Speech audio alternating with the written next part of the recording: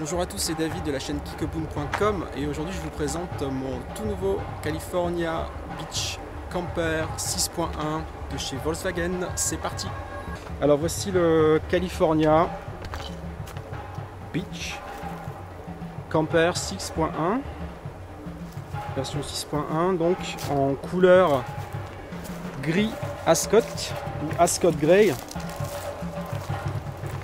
Donc je suis désolé, il n'y a pas beaucoup de soleil aujourd'hui, donc la couleur ressort pas forcément très bien, mais c'est une très chouette couleur. Franchement, c'est plutôt passe-partout. Donc couleur de base avec des jantes de série également.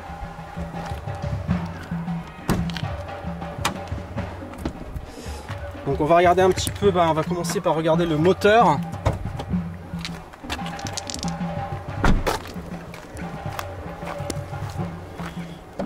Que j'ai jamais ouvert d'ailleurs, donc ok, voilà, il y a une trappe.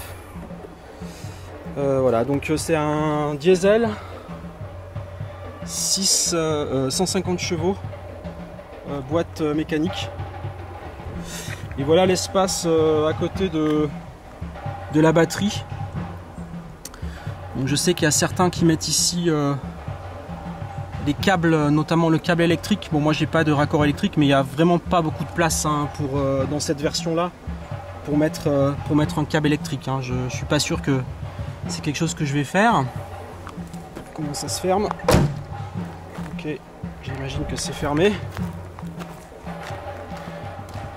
Donc à l'intérieur, trappe à carburant, bon ça c'est classique aussi. Donc diesel et AdBlue en dessous. Il va falloir faire attention à ne pas se tromper. Donc des vides-poches qui sont assez généreux, on peut mettre pas mal de trucs dedans. Le Beach est livré avec cette lampe colle de cygne, dit colle de cygne, qu'on peut donc enficher sur un allume-cigare. Donc j'imagine qu'il y a ça notamment sur le toit, on va voir ça dans un instant. Je l'ai mise pour l'instant ici. Donc à l'intérieur, donc j'ai pas beaucoup d'options. Hop là, j'ai pas beaucoup d'options. J'espère qu'on voit. J'ai pas beaucoup d'options, notamment j'ai pas pris les phares automatiques. Ça je trouve que c'est un peu dommage, j'aurais dû le faire. Au niveau des options, donc écran classique, analogique, enfin à aiguille quoi, enfin à compteur, je sais pas comment on dit. Mais par contre j'ai pris le volant cuir multifonction, qui est une option sur le Beach en fait, qu'on retrouve pas de série, ce qui est un peu dommage. Donc voilà, les boutons, je sais pas si on voit bien, je vais peut-être enlever ma perche. Hop là. Les boutons sur le volant. Notamment le régulateur de vitesse sur la gauche et tout ce qui est gestion du module de radio et de navigation sur la droite. Et le volant est vraiment, il est vraiment bien fait, il est vraiment de bonne facture. Le tableau de bord, il est vraiment basique, c'est-à-dire qu'il n'y a pas beaucoup de rangement. Il y a un petit rangement ici pour mettre par exemple son téléphone portable, ici juste là, ça passe.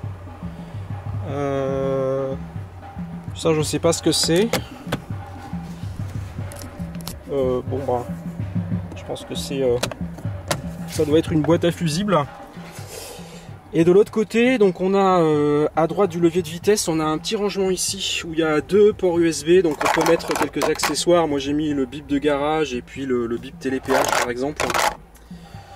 Donc ça c'est pas mal. On a une petite lampe Volkswagen, je crois, qui fait ça. Enfin, c'était livré avec.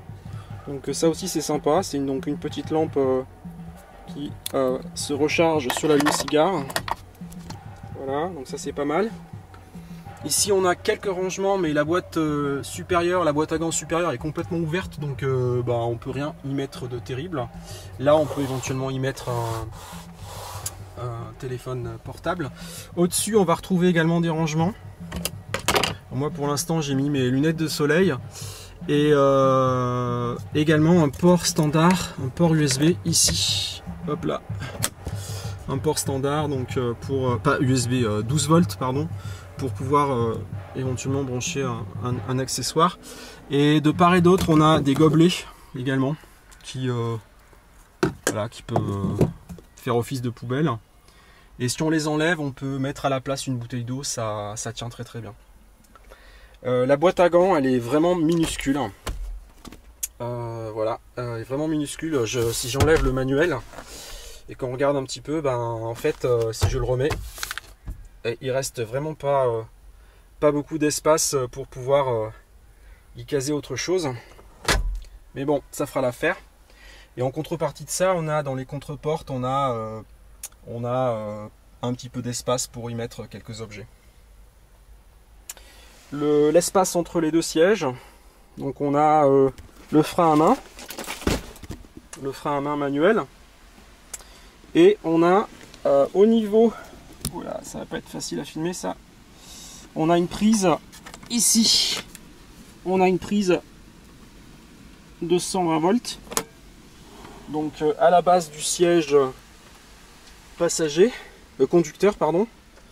On a un bel espace entre les sièges, et on a également, donc on a deux ports USB USB-C, hein, donc il faut un petit adaptateur si on n'a pas de device, enfin d'appareil récent. Sinon Volkswagen fournit, enfin en tout cas pour moi il était fourni le câble, on ne sait pas celui-là, le câble, il est ici, voilà, ce câble en fait qui permet de brancher le port USB-C sur un des ports de l'engin et d'avoir du coup un standard USB de l'autre côté. Donc ça c'est très pratique pour pouvoir recharger ces appareils.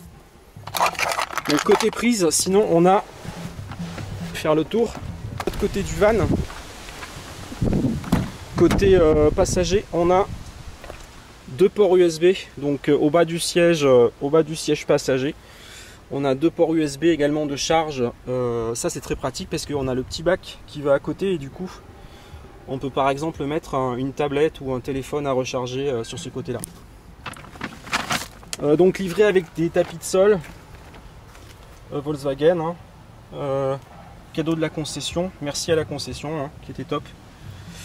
Voilà, et donc c'est à peu près tout pour ce qui est du cockpit, enfin du moins la partie inférieure. Alors la partie supérieure, on a le fameux bandeau de commande, donc il va nous donner en faisant un clic l'état de la batterie. Donc moi la mienne elle est quasiment rechargée.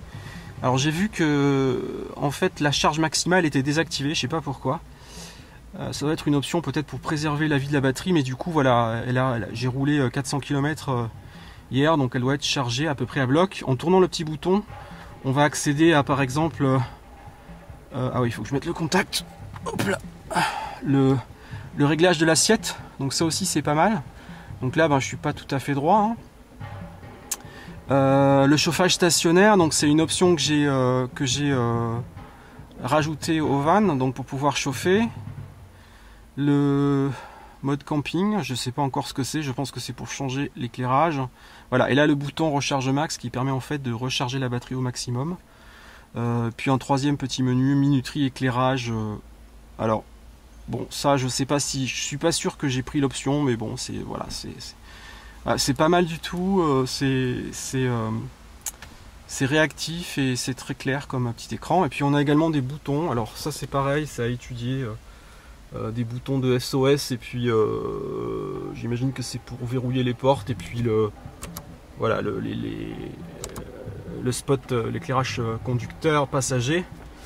J'ai vu qu'on avait ici aussi une petite lampe, mais j'ai pas encore vu. Ah ben voilà, en fait ça y est, j'ai trouvé. Pour pouvoir activer la lampe, il faut juste ouvrir le petit miroir, et quand on ouvre et qu'on le ferme, ça s'active, ça se désactive. Donc voilà pour le poste de pilotage. La clim, c'est une clim manuelle, hein, donc la plus basique qui soit, donc avec la possibilité de régler le chauffage, et puis donc la climatisation et la direction de l'air. Le levier de vitesse, il est plutôt basique, hein. Franchement c'est pas, ça fait très utilitaire, hein. Ça contraste un peu avec la qualité du volant, je trouve. Bon bah voilà, bon, enfin en même temps les pommeaux comme ça en plastique, ben, en plein soleil, au moins on se brûle pas. Quand on a laissé le van en plein soleil, on ne se brûle pas.